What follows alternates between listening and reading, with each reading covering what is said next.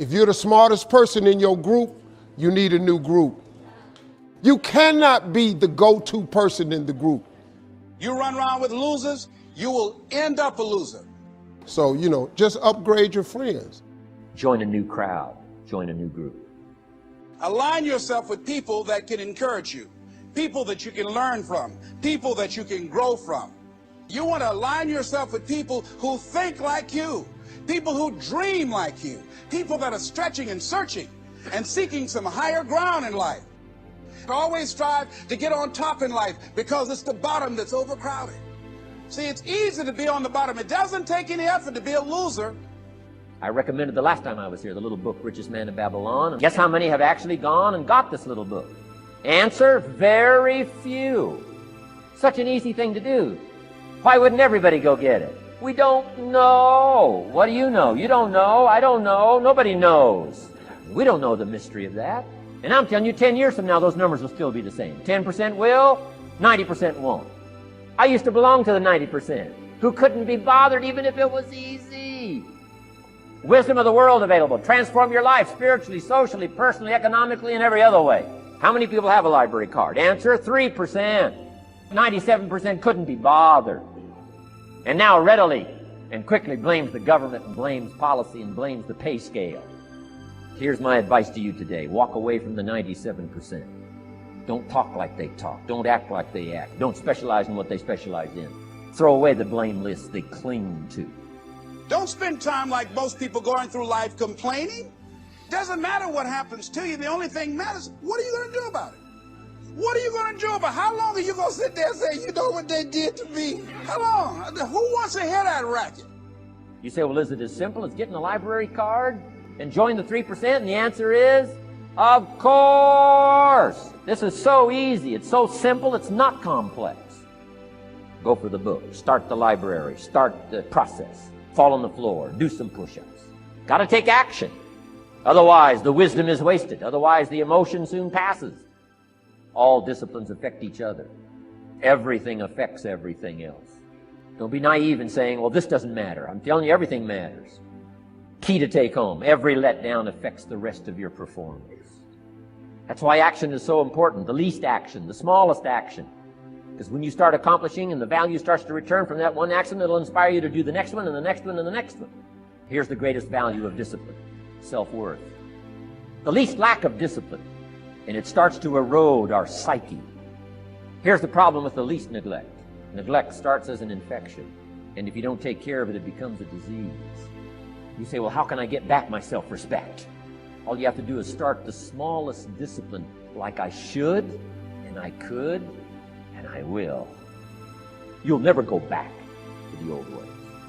So labor well, learn well, discipline yourself well.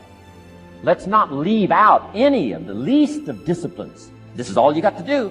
And once you start down this road, I promise you, you'll join the 10% and the 3%. In the most independent country in the world, 95% are dependent, 5% are independent. Take charge of your own retirement. Take charge of your own life. Take charge of your own day. Take charge of your own conversation. And learn these skills, develop this kind of strategy, and I'm telling you, life will open up for you. Join the 3%. Walk away from the 95%. Find out what poor people read and don't read it. I'm telling you, don't talk like they talk. Don't blame what they blame. Don't use the excuses they use. It's called the language of the poor. Switch ideas, switch strategy. Start with the simplest of disciplines. And if you'll invest in this thing called discipline, you can have whatever you wish. It's called the beginning of miracle. As you begin to look at yourself, you've got to redefine yourself. Who are you right now? And who must you become in order to create what you want? What is it about you right now that you've got to leave this behind because this no longer fits? What is it that you must do differently? If you want to keep on getting what you're getting, keep on doing what you're doing. See, it's time now. If you want to make this your decade, you've got to start saying yes to your life. Yes to your unfolding future. Yes to your potential. Why not? Why not me? Many people never act on their dreams because they allow their past experiences to determine what their possibilities are. The future is unfolding for you right now. The future is unlimited for you right now. We have the power to change our personal history, changing where we want to go, exploring new horizons. Become a great listener. Get around successful people and listen. Listen to what they say. And never has listening to successful people been easier or less costly than it is today. And you can listen to their ideas while you do something else, while driving your car, exercising, anytime. Listen over and over again until their ideas become your ideas. Ideas well written, well spoken, and well invested can be your driving life force for wealth and happiness. Watch what successful people do. Here's why. Success leaves clues. Spend the money and time and the effort. The payoff is so great, it's hard to compare the cost to the reward. Set up an educational fund. Take a portion of your income each month and set it aside to invest in all the means of the search for knowledge. Make sure you don't spend more for accommodation than you do for education. Next is the time. To ask people for their money, that's one thing, but to ask them for their time, that's a major request. You can get more money, but you can't get more time. However, this major investment you're making now, listening, could be that small fine-tuning you need for major accomplishment. Listening to know, listening to learn, is truly an investment in effort. However, this effort is the effort investment that opens the floodgates where ideas can work their magic for you in the marketplace. Personal development is truly the key to the good life. Most of what we have attracted by the person we have become. I've discovered that income does not usually exceed personal development. Sometimes income takes a lucky jump, but unless you keep growing out where it is, it will usually come back where you are. I guess it is hard to keep what you haven't attracted by your own personal development. Remember, the major key to your better future is you. For a share of my life, I didn't understand the importance of that phrase.